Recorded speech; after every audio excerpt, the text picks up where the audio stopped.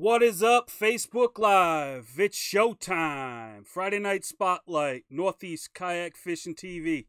Tonight we got Jason Gardner in the house. He is the Northeast Regional Coordinator for KBF. He's also the Director of Maine Yak Anglers. So we got a bunch of questions for him. We'll get into some history, some future, and what this season has in store for all of us in the Northeast region. So without further ado, let's bring him in. Mr. Jason Gardner, what's up, brother? Not much, man. Just trying to get through this storm without losing power. It looks like we're both starting out pretty successful, so we'll see if it ends that way. Yeah, I hope we both can hang on to our power for as long as possible. I don't know how much longer the storm's really supposed to last, but it seems to be moving pretty quick. Yeah. So give us a little background, like born and raised, where you originally from? Born and raised in Bath, Maine, about 20 minutes from where I currently live. Back in the 90s, I did move down to Florida for about 9 years. But it's funny because some of the best bass fishing in the world down there, and I never wet a line the whole time I was down there. So really didn't get back into fishing until I moved back here back in, I don't know, probably 4 or 5 years ago. So 2015, I think. Wow, that you went all the way down to Florida and didn't even wet a single line. Uh, Yeah, I mean, when I was down there, it was all about working and providing for the family, and I was going to school down there a little bit, and had two young kids, so there was not even a thought of going fishing. wow, I gotta say I'm a little disappointed. You're not the only one. The 10 was funny because I had screenshot it to Ken, and from where I used to live to Toho was an 8 minute drive. So my in-laws still live 15 minutes away from there. So you know you could see the quality of fish those guys are catching, and never went fishing. Yeah, did you see that one? Josh Stewart got after the 10. Yeah, that was gross. Oh That my! was yeah. I always said I catch a fish that big, I got nothing else to fish for. That's insane, and for it to happen after one of the biggest tournaments of his life, that's Yeah. that's kind of gotta hurt. Yeah, it does. I mean, it wasn't on their tournament waters, so that probably made it a little bit better. But I think they were up near Fellsmere where Oh, they caught that one. I thought they were still in the same area. No, unless I'm wrong, but from what I understand, they were up near Fellsmere. Wow, that fish was unbelievable, and the fact that he was Yeah, on the phone with Siddiqui and all that video was. Did you watch the video? yeah, I did a Yeah, couple of times yeah. because the guy's throwing my baits, Oh yeah. throwing the. Oh, that's great. So when did you get into the kayak tournament scene? I think it was about 4 years ago. A buddy of mine down in Tennessee kind of got me into got me to buy a kayak. My first one was a Vibe Sea Ghost, and bought one of those. Um, Used to fish a lot right outside right across the street from my house. There's a river out there. Uh, it has a bunch of fish in there. I mean, you catch fish all day, nothing really a size. But and then just did a Google search and got in touch with Sam Cushing, who was running a trail here, and um, ended up going out and fish with him. I fished, I think, there two out of their last three events of the season. Um, didn't do well at all. I mean, tournament fishing and fun fishing is completely different. And I look back on that time, and it was pretty embarrassing. Yeah, there's definitely a big difference between fun fishing and tournament fishing, and a lot of people don't realize that. I think when I first got into tournament fishing, I was like, oh man, I kill it all the time. I'm going to come in here and clean house. And that was back when I was fishing out of my boat, and I did some big boat tournaments and got my butt handed to me a bunch of times. So it's definitely a rude awakening when you realize that tournament fishing is 100% different than going out and fishing with your buddies with a 12 pack. Yeah, I my first ever event, I pushed off on that thing. I think I had like two rods with me, maybe like four different bait, and I lost more fish than I caught that day. And the worst part, I was in a cove. It had to have been probably 95 degrees, middle of July, and I'm in this cove, and Um, I caught a nice largemouth off a rock pile, got it halfway back to the kayak, and it busted me off. And I was throwing a topwater, and that topwater came to the top as a Rapala, one of the old original Rapalas, and I leaned over to grab it, and as I look, I could just see water just starting to crest over the gunnel of the kayak, and over I went, all my gear to the bottom. And it was so bad, man. The first thing I did when I came up is, I looked around to see if anyone saw me, which thankfully no one had. But it wasn't like 2 minutes later, I like I get the kayak back towards shore. There was like a little beach there, and I flip it back over, and I'm out pulling gear, and I look, and there comes two of the guys around the corner. They still don't let me live it down, and they helped me fish out my gear though, and I finished the day. But the best part about that whole thing is, man, I was so refreshed afterwards. I was so hot and sweating the whole time, and that little dip in the water definitely cooled me off. But I was like, what a loser! I kept thinking to myself. It's the only time I've ever turtled. The only time I ever went over. I got to answer Ken's question in here. Ken said, I thought we started at 9. Ken, we started at 9 sharp. You have to get off the couch and get to the computer and watch on time. Yeah, if it's one thing about Ken, he's never on Yeah, time. never. Keith Brown says he's selling a nav card with all Jason's spots on it if anybody's interested. I don't think anybody wants that crap. Ken replied, so like one spot? Yeah, basically. I got one spot on one pond. The only place I can catch fish. So, did you fish tournaments outside of kayaks before, or your first tournament ever was from a kayak? Nope, first one ever. The only actually, I fished one other tournament in a boat after I got into kayaks. A buddy of mine that lives down the street, he fishes some FLW regional events and fishes a local series through here, and I fished an event with him. And other than that, I've only ever fished kayak events. Great. How did you land this coordinator spot with KBF? What was? It was just a phone call. We had Chad and Christy were had offered me that well, not offered, but had called me with the news that they were going to let us hold the regional here in this year in the Northeast. And I've really been kind of spending probably too much time at times really trying to get this coordinated, because I want it to be more than just a regular event. I mean, we're trying to blow this thing out and almost make it like a national championship.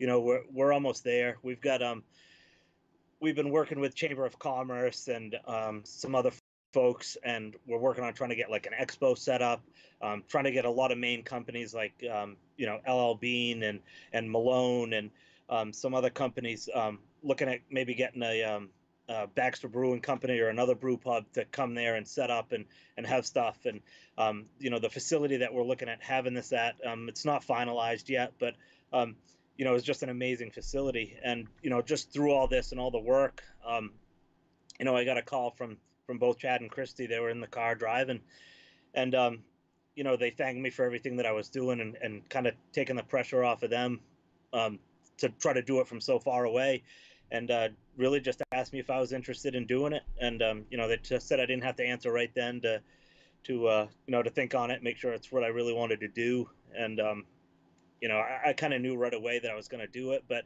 I did want to think about it and talk to my family about it, because I do spend a lot of time on the phone at nights and trying to coordinate stuff and answer questions to people across the region that message me asking me stuff. But yeah, that next day I called them back and accepted the position. That's great. I don't think there's a better person for the job, honestly. And let's explain to the people that may actually take it for granted a little bit what the coordinator does. I mean, some people think it's an easy job and you just make a phone call and this tournament's set up and ready to go. So kind of explain to these people what that job entails. So basically, from what I've talked to them about, it's promoting the event first and foremost. Also trying to coordinate with the directors and the host, the host trails, to make sure that they have everything that they need, right? Make sure that they've got all the KBF stuff they need. support that they need, be there to answer questions that they have, and also act as a liaison between them and KBF. When you look across the country at all the trail events and everything else that everyone has open, the pro events, the pro opens, you know, you got 50, 60 directors that are all hosting events, and instead of having them all um, call Chad, Christy, Joe. Basically, they just call us or message us, and we act as kind of like that liaison, that go between, where a lot of the times we can answer the questions, and if not, then those guys, then Chad, Christy, and Joe only have 6 regional directors calling them instead of 60 tournament directors. Um, and other than that, that's really kind of what that coordinator role is. I'm not directing any tournaments or anything like that, but part of that is also doing everything I can to make sure I'm present at all those events. It's important to me to do that, um, and support those trails that are willing to support us. It's I don't want to be one of those guys that is a coordinator but not traveling to any events and not supporting those. Right? I mean, I don't want to support it just Right. online. You don't want to be sitting on your couch while everybody else doing all the hard work. So the local clubs are going to host these Northeast events, and you're just kind of the overseer of how it all runs. Yeah, basically. Awesome. Now explain how each location was picked. Like, what did you look at in order to pick each location? What are some of the details on why and when those dates were picked? So that was actually done by Chad and Christy. I know they had called myself. I know they called Ken Wood. I know they talked to some other directors that have hosted events, and I know they had at least on our end. I know the at least with Ken and myself how that conversation went, and it was really just, hey, if you could pick some spots in the region, where would you want to go? And they kind of wanted to spread it around. I was a big fan of myself of East West. It's a beautiful place to go fish. When you look at it on a map, it doesn't look like there's a lot of water, but man, there's a ton of water to cover, and some real quality fishing there. I went to Lake George last year, and Brian and Tyler really put on an amazing event up at George. The quality of the fishing was good, but just the coordination of everything. Even the headquarters where it was, they had that little, I think it was called Adirondack pub. The food there was great. They were really receptive of having all of us show up and go there, and so that was a great fishery. We threw out some other places, like I know I'm dying to have an event on like Candlewood Lake in Connecticut. I'd love to have an event up on Champlain. So threw out a whole bunch of different areas, and then my assumption would be that when they talked to all the other directors that they did the same thing and then kind of pooled those spots together. But participation at events also makes a big difference, and East West and Lake George had over 130 people. So how do you not return to those spots? Exactly. And like you said, Brian and Tyler, they did a fantastic job. I love those guys in that Adirondack Club. They're always very welcoming to everyone, and they put on a great event. The Pro Tour Open, yeah, May 2nd. Talk to us about that in New Jersey. So I don't have a ton of information on that yet. There's some stuff that they still have to finalize, but what I do know is that it's going to be $100 entry fee. Um, I do know that because it's an open, that um, anybody can fish it, so you don't need to even be a KBF member to go fish that event, being an open. Um, they are going to offer uh, some top percentage or top number of spots, whether that's 3, whether it's 5, whether it's 10, whatever number that they uh, end up coming up with. There'll be a certain number of spots that'll, um, those winners will qualify for that pro cup event at the end. But that's still really kind of all undecided. Um, but the 2 New Jersey clubs that are out there are really working hard to put on another good show. Out there, I've been talking to those guys usually a couple of times a week, trying to gather information. I know their visitor bureaus and tourism boards, they're all heavily involved and want to be involved. So that should be another great event. I'm doing everything I can to try to make it to that event. That's the only one that's a little iffy for me, just because my schedule in May is so packed. And right now I've got a fishing event every weekend, so it's important that I get some time with the family. So I got to work some stuff out to hit that one. But that pro event, as soon as the rest of the details come out. We'll get it out there, but it's hard to say too much right now, just because you don't know, so much stuff in flux. Right. But yeah, but I do know whatever spots that are there. If let's hypothetically say they were giving out 10 spots for the pro championship, if the top 10 anglers end up being non KBF members, then kind of those spots will end up getting wasted because there's no roll downs. So the hope is that we can, if there's people there that are going to come fish it that aren't KBF members, that we can get them to be KBF members before that event, because it'd be terrible for some new guy to come and thinking he may not have a chance and gets into some fish and ends up winning that whole thing and then misses out on a pro tour, cup spot because he wasn't a KBF member. Now, does he have to be a KBF member before the event, or can he become a KBF member afterwards and get that spot? My understanding right now is he would have to be one before the event. Okay, makes sense. Um, let's talk a little on a touchy subject here. I don't want you to get too involved if you don't want to, but hashtag no respect. You're a big Ah, mouth in the Northeast about this no respect thing, and I want to hear it from you. Why do you feel? And I mean, I have my reasons also, but this is your interview. yeah. Why do you feel there's no respect? I don't really know. Part of it I think is just because we're new, right? And for years the South has kind of dominated, right? And they put up the numbers, and that's where all the events go. And um, you know, we got into this whole KBF thing later in the game than a lot of those places, and you know, um, we've got some amazing anglers, right? I mean, you even look at the Fish USA thing for the 10, right? And if you go on that board and look, there was very few people that gave either Brundle or Ken Wood a chance to be anywhere near the top, right? Those guys were at the bottom everywhere, and but all Ken and Derek do when they go to events is win and make money, right? And for so it's almost disrespectful to those guys, right? You look at the last two KBF Rookie of the Years, right? Both came from the Northeast. Um, you know, I don't know. It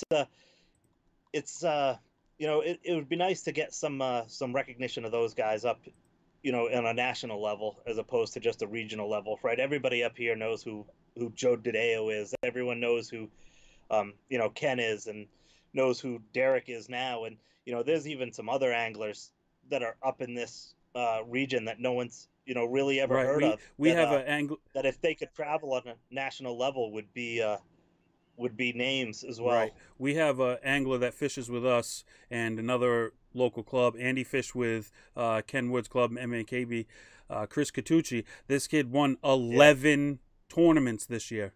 11 in this area. Yep. 11 tournaments. And if you asked outside of here, there's probably not many people that even know who he is. He's just getting into the KBF scene, so it's only a matter of time. People are going to know who he is. Um, so I definitely agree with you. Yeah, and that's the hard part too, is because a majority of the events are in the South, um, or at least in the southern part of the state of the country. A lot of the guys from up in Maine and New Hampshire and stuff, they can't drive, right? I mean, it's hard to make that trip, right? We don't have a whole lot of you know KBF events even within a 6 hour drive from us, right? I mean, everything for us is 18 hours, 20 hours. All the pro events are 20 plus hours, because that's where they're getting the majority of the participation. But um, when you look at guys that are fishing up here, if we had, I think, some more events, right? I mean, if we could get a Hobie Bass Open event, if we could get a big bass event up in actually in New England, so we could get some of these younger people to travel. Um, you know, I don't know. I just think those guys would get a lot more recognition. But I can't blame people for not wanting to drive 20 hours to fish, big events. Yeah, I can't blame him either. I mean, but I can say this: if there's any event up in Maine, I'm going. I mean, that's some of the best bass fishing in New England is up in Maine. I grew up there and fished up there. The fishing in Maine is fantastic. Probably the best in New England. Yeah, I mean we've got some great places to fish, and you know when you look at the I think it's the Bassmaster magazine comes out with the top 25 in the Northeast, and we've got three in there every year, and and the funny part about that is Cabo Conti is really considered, if you're in the state, to be the number one bass fishery. It's one of the first lakes when we do our tournament draws that fills up, and it's not even on the Bassmaster 25. There's three other places up here that are, and we've got some quality fish. Our lakes are loaded with fish, um, and I definitely would say, as far as the Northeast goes, as far as at least New England, I would say probably overall, if not the best, probably top two. Yeah, I would definitely agree with you. I think Maine has the best fishing, but I mean it could be the top two. Ken Wood says talk smack like it's a private message. I can't do that. I can't do that. Oh, that's great. That is I gotta great. be, I gotta be, I gotta be good on here because I already know everything I say is gonna be used against me in those private chats. Right, So it's all exactly. good. Exactly. You handled it very professionally. Um, I just had to throw it out there. Uh, do you have a bunch of those decals made, like enough to go around, or should we not announce it on here? No, I got plenty. I got 100 on the way. So I know there's a lot of guys that have been messaging me saying they want multiple. So um, I may have to reorder some. We'll see. I even got a guy down in the south that wants one of those decals. So That's I'm good with awesome. that. Yeah, yeah. And it's just, it's more of a thing for us, right? It's nothing against the Right, South right. more than it is just a way to motivate us up here, right? Anything you can get to motivate yourself to get down there, you know, uh, it's good to have a little chip on your shoulder. Exactly. That's I was just gonna say that it puts a little chip on our shoulder and gives us a reason to walk around with our chest out or fat guts out and uh, strut our stuff while we're launching the kayak. Yeah, exactly.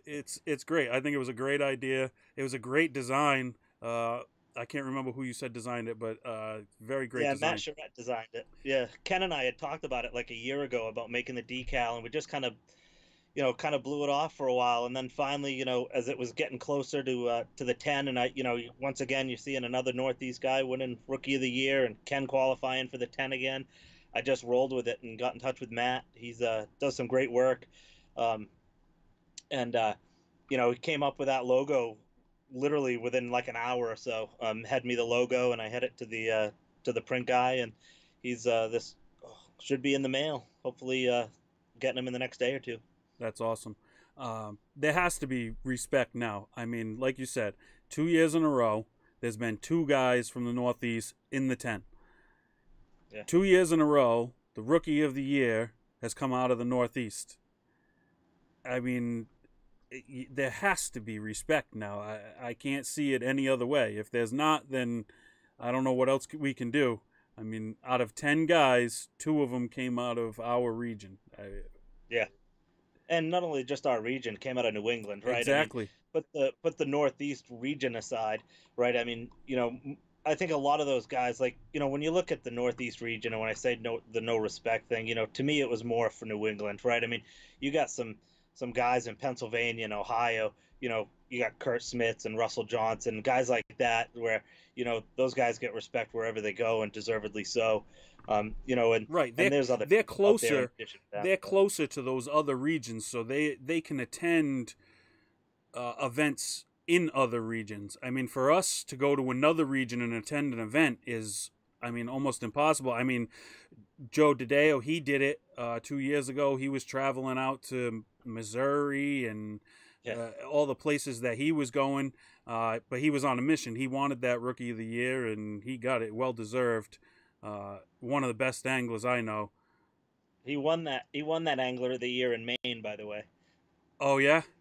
Yeah, his last tournament, he needed to call out one of his events, and I can't remember. I think it was a one night stand, and Ken curses me out to this day because I put him right, and he had called me. He's like, "Dude, I need a place to fish for this one night stand," and I was like, "Well, I can tell you the spot that I go fish. It's actually the spot that I beat you in at that one night stand to ruin your perfect record." But I, I I had given it to Joe, and I said, there's big fish in there, man. They're everywhere, but they're only out at night, so it's the only time I ever fish it. And I had no idea Ken even knew where it was.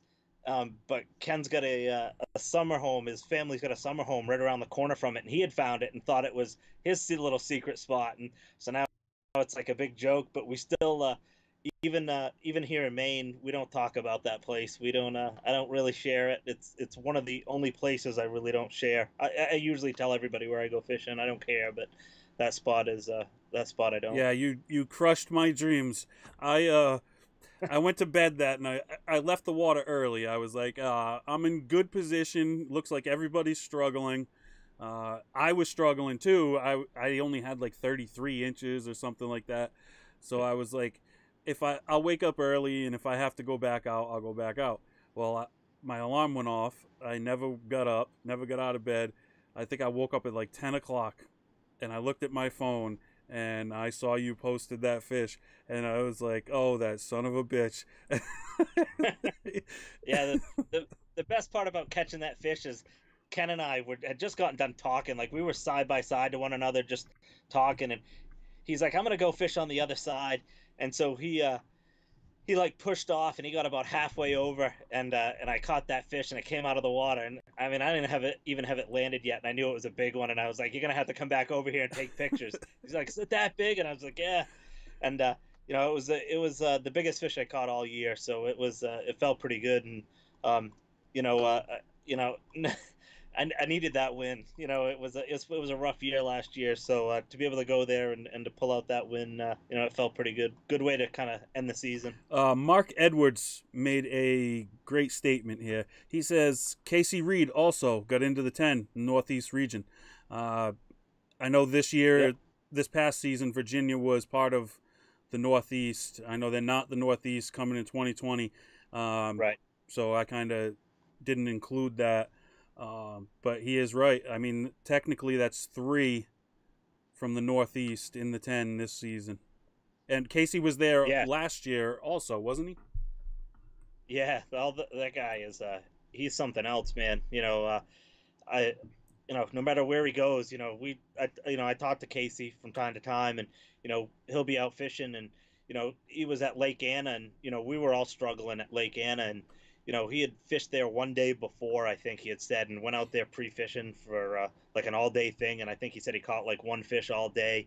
But then tournament day rolls around, and he wins both the pro and the amateur side, and he's the guy just finds a way to win, and he's quiet, man, and he's extremely humble. I got a lot of respect for him, and he's a guy that, like I said, he doesn't brag himself up, nothing like that, right? He just goes out there and wins and catches fish, and stays quiet and humble. Yeah, he definitely does. I met him once or twice, and I definitely got the same impression. Very quiet guy, doesn't talk himself up, uh, and great angler. I mean, I follow him on social media. He is definitely a great angler. You can tell he spends a lot of time preparing for each event, probably more than most. Yeah, he's one of those guys that really should be getting paid to go fishing, right? You see guys out there that are doing this as a career, right? And he's one of those guys that should be up there. Yeah, Ken also. I honestly believe that Ken Wood should be not doing what he does as a day job. That man should be traveling all over the country fishing. He Yeah. is definitely the best stick I know. I don't know how he does it. He could be throwing the same exact bait I'm throwing right next to me, and he's going to catch him, and I'm not. Yeah. And he will catch them right next No, to I you. know he will. He's done it to me. Yeah, Peconic River. yeah. I give him I give him a hard time all the, you know, every time we start talking because he pulled a nice fish right out from under my kayak at East West, I had a fish on and I was messing around with it, trying to get it off, and just got it off the board, threw it back in the water, and I turned, and Ken's like, I don't know, 15 yards away from me, and I see a fish jumping out right next to my kayak. I'm like, what are you doing? And he's like, oh, I thought you were going the other way. And I wasn't, but it was all good. I didn't care. Just because he caught it doesn't mean I was gonna. But we ended up tied at that event, and I won the tiebreaker, so it was all good. Even though he he pulled that fish out from under the kayak. Ken said, uh, except for at the Knockout Series Championship.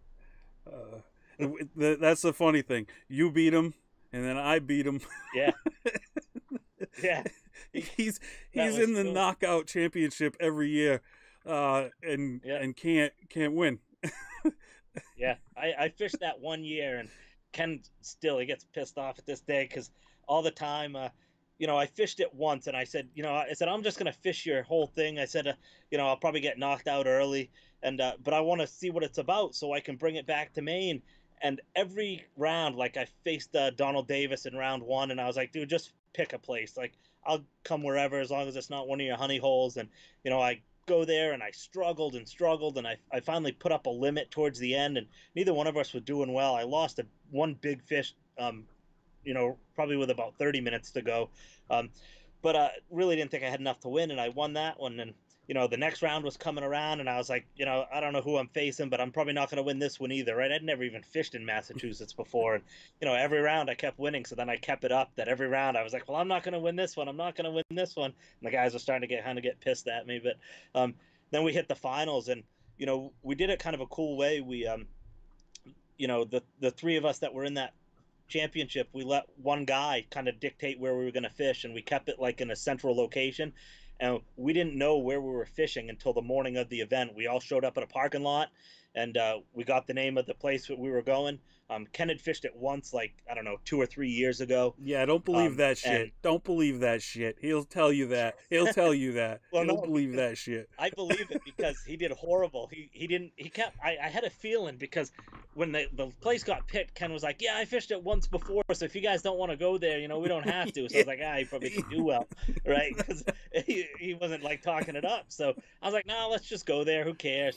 We went there, and um, you know, I launched. It was cold and wet, and it was so windy. I mean, it was miserable windy, and I kind of went over to this cove, and so Ken's gonna hear this for the first time here. So, but we went over to this cove, and I kept, I think I kept telling I was catching fish on Senkos, but I wasn't. I couldn't catch a fish on Senkos all day, and but I was throwing these 10-inch ribbon tails, and I went over to a cove, and my first cast with it, I caught my biggest fish of the day, caught a couple more fish, and all with these 10-inch ribbon tail worms on a shaky head, and neither of the other two guys were catching fish, and we were talking to each other throughout the day, and I go around the corner, and every time I go around the corner and see Ken, I'd grab like my Senko rod or whatever, and he's like, "What are you catching fish on?" I'm like, just throwing Senkos or whatever, and, you know, and the whole tournament I just kept saying the same thing, and I couldn't find any more fish to call, and we got to the end, and um, ended up being the only one with the limit, so it was an easy win, and it felt pretty good, to beat him on his own backyard, but he that was kind of payback for him beating me at Messalonsky with like I don't know 8 minutes to go in the tournament, so Yeah, I remember that. That was pretty funny. I was yeah, there at the check-in with you when yeah. you realized when he started uploading fish, you were like, "Oh man, this guy's gonna beat me." Yeah, he sent me a text like he caught this fish right at the end. He's like, and I can't remember what it says. Something like, "I think I just won," and the only thing I replied back is, "I'm gonna punch you in the throat," and and but he ended up beating me, and another guy snuck up and ended up passing me as well. So I ended up finishing third, but it was still a good tournament. I mean, I'll take a third place finish and bringing home a check anytime. Now, do you have the waters for the regional championship yet? Um, you know, I do. I do. So, and I really want to say what they are, but the it's been a tough go with the state. Not for the state's fault, but Maine's got some, some of the strictest laws I've ever seen as far as in rules and regulations go, as far as pulling permits. So I've got my permits in. My permits have been accepted. I've sent in. We had to send in like all our weed inspections because here in the state of Maine, you have to have a weed inspection right before you launch your boat, Right. right as you're pulling off the water. So we had to get like a whole list of inspectors. That was all accepted, but what I don't have in hand are the actual permits. I believe that we are good to go. So, I'll say what they are, but I will say that they're subject to change just in case that there's a late breaking change with the state. Right. But right now, it's going to be two bodies of water. They're going to be back on Messalonskee, and then it's going to be China Lake is going to be the second Oh, I one. was hoping you were going to say that. Oh, Yeah. yes. So we You it just took a made lot of my work. Like we were, year. yeah. China Lake is that's typically number one in the state of Maine. It's always in Bassmaster magazine. We also tried getting Great Pond, which is also in that Yep. same area, but there was actually another event scheduled on that day, which was really kind of a bummer. So we still got a lot of logistics to work out. The whole weed inspection thing is going to kind of put a kink into it. Right. So we're going to have to, with this whole state of Maine and the conservation parts of things, launching is going to be difficult. There's three launches on Messalonskee. If we get the location for the that we want for the check-in and the award ceremony, then they're going to allow us to use their property as another launch. So we could have four on Messalonskee. Um, there's there's two state launches on China Lake, and it's a big lake to have two launches. So um, you know people should plan. It's going to be crowded. You're going to have to do the weed inspections, stuff like that. But there's only two launches, so we've got like 16, I think, inspectors that are willing to come and help us. Um, and so we've pulled the permits for earlier than what we want. We're going to try to allow people to get there, crack of dawn in the morning, so we can get through the weed inspections, get people on the water, and then be able to push off in plenty of time to get to spots. But you know, um, we're working through it. Great.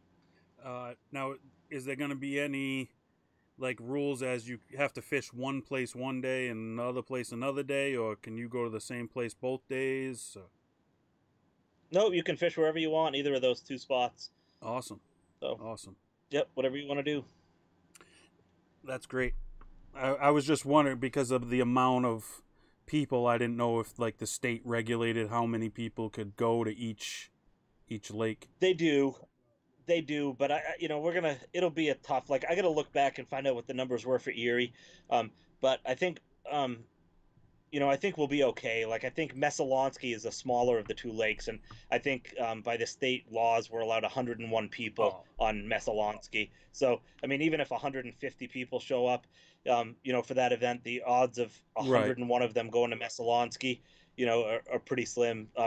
But China Lake's big enough where I mean I think we could take the whole 150. So and both of the places are amazing fisheries. You know. Messalonskee, like I said, we had that trail event there, 2 years ago, and That was my there were plenty first of five pound. ever big event. That was the first big Yeah, event I ever went to in kayak fishing. yeah, and it fishes well. They've had I want to say it was either MLF or FLW, I think it was events on Messalonskee, and Ike went to Messalonskee and he crushed that place. And but it's got big smallmouth. There were 5 pound largemouths. I caught a 4.5 pound smallmouth out there. I know Bruce Levy in Massachusetts saw some enormous smallmouth still on beds. So Messalonski's got huge fish, and then same with China. It's loaded with fish. It should be a great time. It should be a lot of big fish caught. Yeah, I love China Lake, and that's all I'm going to say about China Lake. Everybody else go fish Messalonsky. Yeah. Oh, that's great. So let's talk about maniac anglers. What gave you Yeah. the idea to start maniac anglers? You know, um, I don't know. We used to be, when Sam Cushing was here, he was kind of running an Any Bassin Trail, which is pretty popular in New England. You know, Jamie does a good job, man. They got 200 and some odd members, I think, through Any Bassin throughout the region. Um, and when we were here, we kind of just wanted to do things a little bit different, right? And we didn't want to, I don't know, we wanted to be kind of more KBF tailored, so to say. We wanted to go to 5 fish limits. We wanted to use catch boards as opposed to, their method that they had. Um, we wanted to have more events, and at the time, even though I know now they have trails that'll have more events, that they have all kinds of stuff. At the time, we were kind of that rebel kind of trail, and so we just kind of decided that we kind of do our own thing, and just run the trail how we wanted to run it, and not have to, I didn't want to have to worry about having to go, ask for permission to do certain things, and not that I was ever told no by any means, but I just kind of wanted to do the own thing. So the guys really kind of pushed it more than anything. I put it up for vote to those guys. I said, I don't even want to have a vote. You guys decide what you want to do. You want to run your own thing, or continue on, and they voted to just kind of branch off and do our own thing. So that's what we did. Um, but we got an amazing group of guys here. We are when we all first started, none of us really knew any of each other, and now we're talking every day to each other. We have group chats with a whole bunch of us in there. We have like a leadership group chat. We have a chat for the national championship. There's other guys that are just brand new that that we talk to a lot. I know I saw you up at the sportsman show, right? And I was up with a brand new member to our group, Chris Pendergast, and had never met him before, right? Had talked to him online a couple of times, wanted to come fish with us this year. So we hung out for the day, spent 7 hours together, drove to Massachusetts, hung out at the sportsman show, and it's really just a great group of guys. We got just a get together tomorrow. We're all going to meet up at like Buffalo Wild Wings, talk about some stuff and whatnot, and it's I can't say enough about the guys that we're fishing with. They we all help each other. You got guys coming off the water. No one's ever angry if they don't win. We're excited for the guys that do. Those guys that are struggling, we'll help them. I've been out on the water with guys and pedaling past somebody and hey, how you doing? They're like, oh, I'm not catching any fish. And if I get a limit, I'll tell them what I'm throwing. I want We guys to catch we already fish. know what you're Because that's what's throwing. going to bring them We back. already know what we What's already that? know what you're throwing. I know, man. But I will say this: I get a lot of crap for fishing Senkos, and I do have a lot of luck with Senkos, but and I will always have one tied on, but I do not catch all my fish on Yeah. Senkos.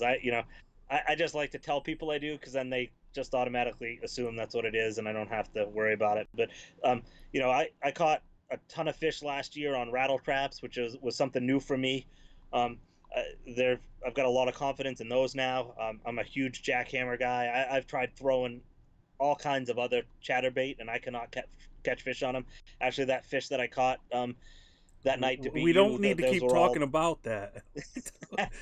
those are all jackhammer fish.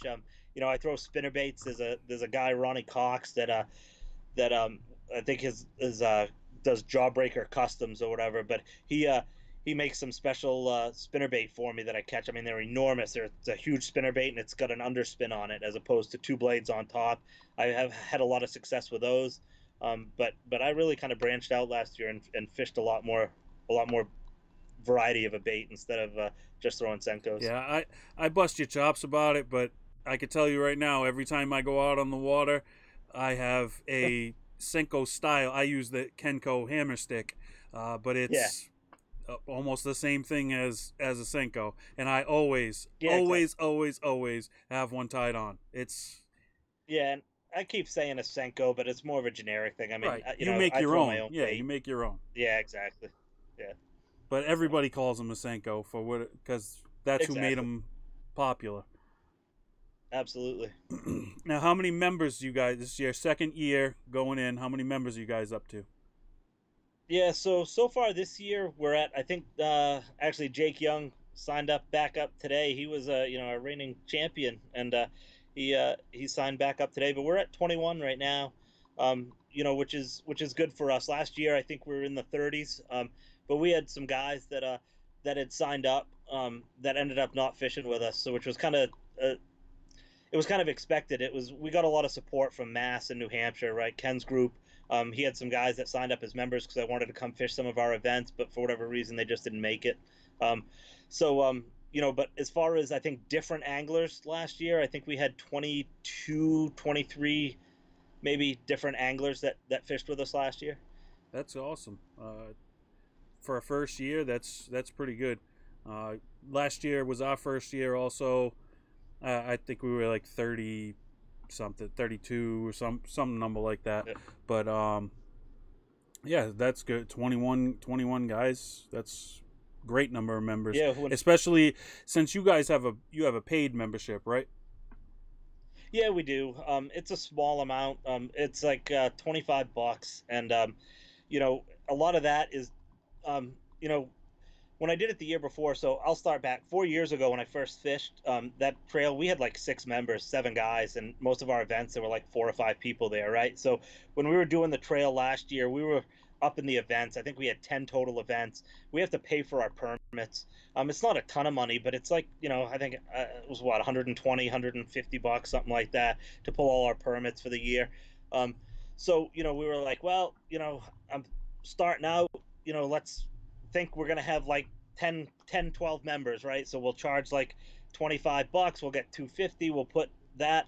And then what I did is, as we kept getting all these members rolling in, is we just decided to put that money right back into the trail. Like I bought, I probably spent more than what I had for money for the trail, but we bought prize packs for every event. I mean, I think we gave out, I don't know, probably $30 per at easily $30 worth of bait at every event that we gave to. Just on we'd pull up a random number generator for how many people we'd have at the event. We'd hit the number, and whoever finished in that spot would be walking away with a prize pack or whatever. And we gave away a catch board at our last event. Um, so we charge a membership fee, but it's all going back into the trail for the most part. This year we do have the membership fee. Um, we got the members, but we're going to try to actually hold some money for the trail. We're going to try to find ways to generate income, and it's not that money will stay with the trail. I don't profit anything off doing it at all, and nor do I want to. But there's things that we've been talking about doing to, if we can raise money for the trail, is try to maybe our angler of the year for the year, we pay for his entry fee into the KBF National Championship, right? Or do something like that. We also want to create an LLC or maybe a nonprofit for our trail, and that's more for protection for me, right? Right now we get our insurance through KBF, but technically, since I'm running the trail and I'm doing it, if something were to happen, then I'm liable, right? So, last thing I want to do is lose my house or something like that because of an accident. I mean, so but all that costs money, right? It's like $500 to set up an LLC. So we're trying to do that, more to so the trail can run itself. um but yeah, I mean, that's kind of why we run that membership fee. Yeah, I've definitely written it down and brainstormed, and I would like to charge a membership fee also for our club. It's just tough because there's 2 other clubs real close by that don't charge membership, so I just feel that that'll hurt me in the end, or hurt my club in the end, because they'll just go fish those clubs instead of fish our club. Um, I mean, we'll always have those guys that always show up, the hardcore guys. They'll always be there. Um, Yeah, but I wish everybody could come together and figure out a membership fee, and even if we worked out a membership fee that pays for all the clubs right. together, because that money's needed. I mean, like you were just stating. I mean, all that stuff that you just stated is facts. You need that money to cover insurances in case KBF can't cover it, or the graphic design for your events, the Yeah, logos, the prize packs, the all that stuff. I mean, it costs money. Banners. I mean, it all costs money, and it ends up coming out of the director's pocket or yeah, guys who donate. I know Ken was successful with 50-50 raffle this past season. Um, so that's something that we're going to do at our events this year is have a 50-50 uh, Nice. to make sure that we can get Yeah, some money. I'd much rather not have a membership fee, right? I mean, you know it, but I feel better knowing that it just goes right back to the guys, right?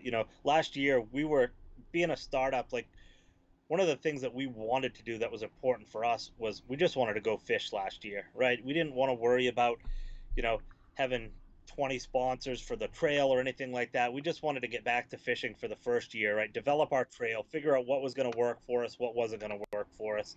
Um, and so that's what we did. So that's why we kind of went out and did our own thing as far as, just took all that extra money and bought prize packs. I'd go to, Dick's Sporting Goods or Cabela's or order stuff online, and just try to, I mean, I had a mountain of stuff in here just to be able to give away, right? Raw, I gave away, rod socks and all that stuff. And, this year, Matt Charette, the guy who designed our logo, that logo, he's kind of taken over the role as kind of like a sponsorship guy for us. So he's gone out. He's already worked out a deal with Lose, so we're going to be giving away like a Lose reel at every one of our events. He he's working on some other bigger deals as well. He's got Savior Outdoors signed up now, so they're going to send us, one of their little floats for the rod floats. They're going to send us one to give away at each of our events, and we also have a discount code. And then, Catch is on board with us again. You know, I got nothing but good things to say Yeah, about Duke. Duke is I'll Duke do is the anything man. for that man. Duke is the man. Yeah, he is. He's done a lot for me personally, and has done a lot for a lot of anglers out there. So anything I can do to support Duke, will is a good thing. So, but he'll be back with us, and you know, Yak Attack. I talked to Yak Attack again. They're gonna send us some stuff, and we're gonna be giving away Yak Attack gear. So, that's hopefully gonna enable us to take that money that we have for a trail and and just kind of put it in a bank or whatever, and put it there for, for bigger stuff that we want to do. Yeah, that'll definitely help. We had quite a few sponsors last season, and a lot of the stuff. I mean, we had so much stuff that at the last event, I mean, I was just like throwing it at people because I didn't want to take it back home. I mean, I had piles and piles from people that were sending us stuff. Yak Attack being one of them. I mean, they sent Yep. us a huge box of stuff. It was kind of overwhelming. I didn't expect that, especially first year. They were good to us. Um, Catch, they gave us the discount. This Yep. year they're letting us raffle off a catch board. We're using that to try to generate some funds for the club. $5 for a Yep. raffle ticket. So if anybody's watching, head over to the Ocean State Kayak Bassin group or Facebook page. We have a raffle going. $5 get you into a raffle spot for a catch board, and it'll be customized. Your name on it, your logo on it. It'll be your board. You design it. So yeah, the sponsors definitely help out. Uh, uh, Question that I ask everybody that comes on here. I'm sure you've watched. You know what's coming. Top five anglers of all time. They can be anybody. Oh, man, I'll tell you, they're all going to be kayak guys. Well, with the exception of one. So, first and foremost, I'll say my dad, right? I mean, he's the guy that got me into it, and you know, uh, man, the patience that guy had, and he didn't, it wasn't always pretty, man. But I caught more trees than anything else, and I talked about that original Rapala. It was the only thing I used to be able to catch fish on as a kid. You want to talk about an ultimate confidence bait? But we'd run a camp for 2 weeks every year on Damascotta Lake, and we'd throw nothing but those Rapalas all day, and they were like $8 a piece. And we'd have this small little aluminum V hull. My dad would be lucky to even get a cast because my brother and I were constantly in trees and woods everywhere else. But you know, um, when he had the time to fish, I don't know, we had no electronics, nothing. Like, I mean, just a boat. And when he did have time to fish, that guy could fish. And he's the guy that you know, taught me how to do it, taught my brother how to do it, and it was those are some of the best times. So that's my number one angler. After that, it's going to be Ken Wood is going to be number two. got so much respect for that guy. You know, his and I's relationship has got grown over the last 2 years, and I'd do anything for him. Man, the last three, I'm gonna go with I'll go with Casey. Casey Reed is, like I said, he's just phenomenal angler. Like watching him. Root for him every time he's fishing. Um, let's see, I gotta go. What, two more? Man, this is kind of hard. Um, let's see. Crap, I have no idea. Two more kayak anglers. Let's see. I'll go one that's a surprise because he probably doesn't even know, and it's more from just watching the guy fish. And you know, all the guy does is catch big fish, and that's going to be Jason Broach. Um, you know, I uh, I just remember a couple of years ago, it seemed like every fish he caught and put on the board was like 5 to 6 pounds. And watching him fish is unbelievable. Sometimes, it's you just always expect to see him on the leaderboard. Um, and then I will say my number five guy is gonna be, who do I? I'm gonna go with Smitty, Kurt Smits. You know, I used to talk to him quite a bit on Facebook, and then I finally met him at East West, and I actually talked to him quite a bit now, and you know, he's just a phenomenal angler, and he's a great guy, right? I mean, he'll help anyone, talks to anybody. He's another one of those guys that's really humble, right? I mean, you know, he was the first guy that I ever remember as far as the national champion, kayak angler making a whole ton of money, right? He was the first face, right, of that national championship, and it never really went to his head, and you never hear anybody talking bad about him, but everywhere he goes, he's near the top of the leaderboard. Right. It definitely a name that doesn't come up as often as it probably should. Right. Yeah. Same with Jason Broche. I follow him on Facebook and social medias and all that, and he's another one that is probably not talked about as much as he should be. Yeah. And for the record, I did point out a guy from the South with Jason Broach, so I'm not all You're right. Northeast Yep. biased. Yep. Went to the South. He did. He did. He definitely went to the South. Um, so I'll let you thank anybody that you need to thank before you get off of here. And I would just want to say thank you for coming on and sharing the information that you could share with us about the regional championship and the pro tour. So thanks for that. Thanks for coming on. It was a pleasure. I really enjoyed it. So thank everybody you need to thank. All right, and hopefully I don't forget somebody. But first and foremost, I got to thank, you know, Dakota Lithium. They took 5 guys last year from the Northeast that, and invested into us, for the whole year, and they're doing it again this year at the Team Cup. And I can't say enough good things about what Stormy is doing, not just for us, but for everybody and the sport. They give back more than anybody I've seen. Catch is another one, right? I mean, we've already talked about them. Um, Three Bells Outfitters. I went back into a Hobie this year, and it's the only place I will ever go to buy a Hobie. Those guys are like family to me. We talk all the time. They have, a fishing team that is mostly made up of saltwater. Started a fresh one this year, um, the saltwater team is, some of the best saltwater guys you've ever seen. And got a lot of respect for those guys.